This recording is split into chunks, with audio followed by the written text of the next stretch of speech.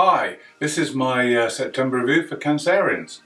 If you remember, we finished last month with a positive aspect. This continues into September because we're still under the influence of that Mars aspect to Jupiter.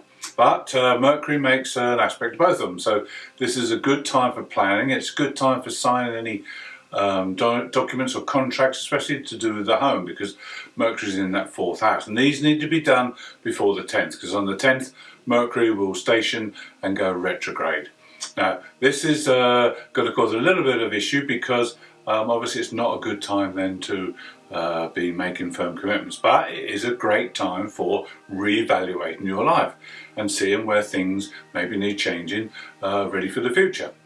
Now, with Mercury in the fourth house, it's time to rock your own boat before other people rock it for you, and look at things that maybe aren't quite strong enough or a little bit shaky, and put those right while Mercury's retrograde for the next 3 weeks.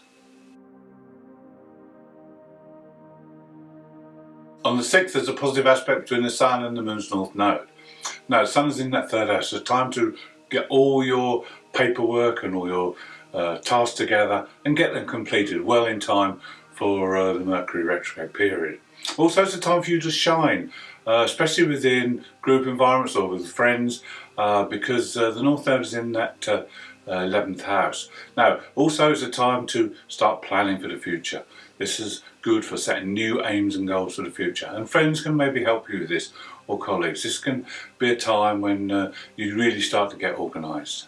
Then on the 9th we have another aspect. This time it's between the Sun and the Black Moon Lilith. Now this is a tricky one because it can be very good for romance. It can be an exciting time, but it can also be a time when you get led astray very easily, and the Black Moon Lilith could take you into some dark places. So just be aware and conscious of what you're doing.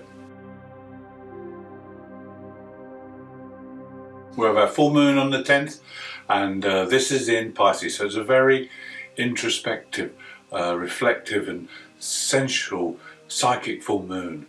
So emotions will be quite intense and quite fragile. The object of this full moon is to use your psychic side, use your artistic side, your creative side, imagination to its full. And then it's in the 9th house as well, so have some fun. This is a time to start a new adventure. You've been concentrating on getting your tasks done and getting things all finished before the Mercury retrograde. Now it's time to relax, chill out, have some fun, maybe do some meditation or take a long bath or have a massage and enjoy things. On the 11th we have some insights from that full moon can be put into practice as the Sun makes an aspect to Uranus. Again, there's a need for some excitement and some change, but also it's a good time to apply what you've learned so that you can make changes to yourself going forward in the future.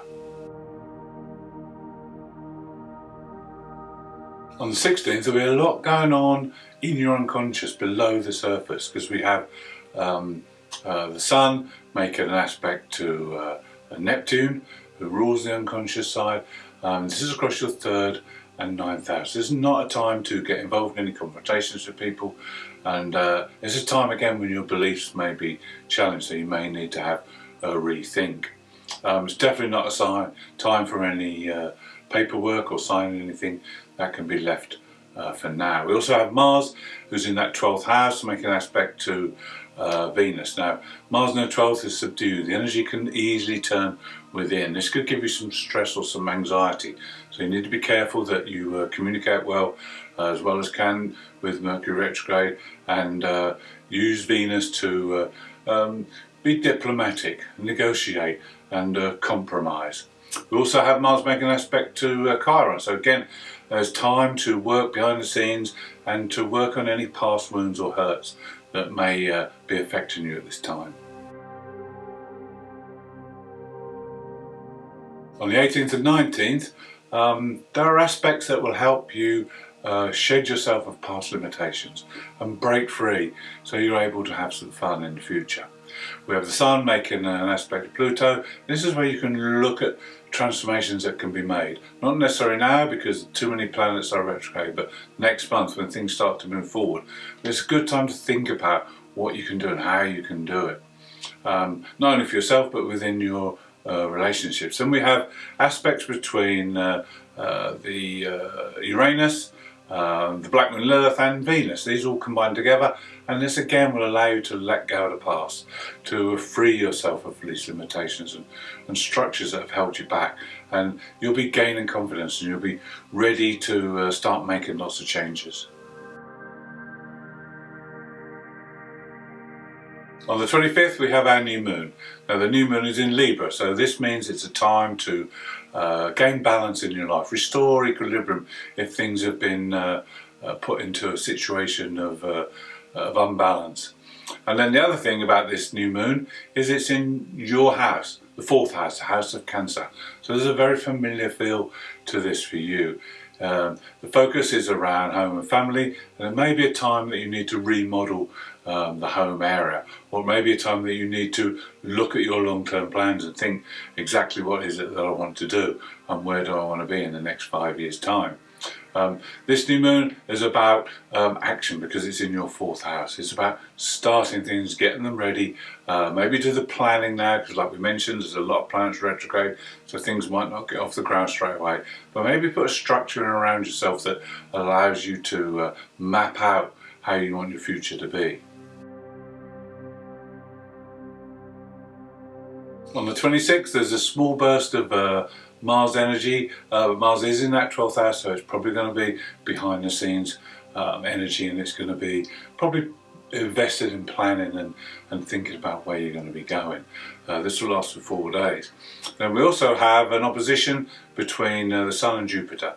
Now the Sun, remember, is in your home area. Jupiter's in that 10th house. It's time to put balance in between your work and your home life and see where you can gain some equilibrium there. We spoke about this with the new moon. This will carry on that theme so that you can get more balance in your life, because you may have been out of balance for some time now, so it's important to restore this. And then the other aspect is between Venus and Mercury. They come together, but Mercury is still retrograde at this moment in time, so this is not a time that you'll be able to express yourself openly and clearly.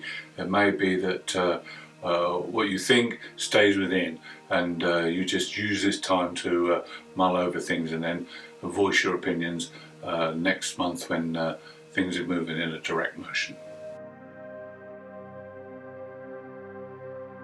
Finish the month with Mercury, who's now retrograded back into your 3rd house, making opposition to Neptune. Now this is definitely not a time to sign any documents or enter into any contracts. It's a time to just chill out, maybe have a massage or do some meditation, anything to take your mind off of what's going on. You just really need to chill and take things easy, because things will start to pick up next month. We have 3 planets turning direct next month, and we also have a very intense eclipse happening in Scorpio, so tune in for next month's review.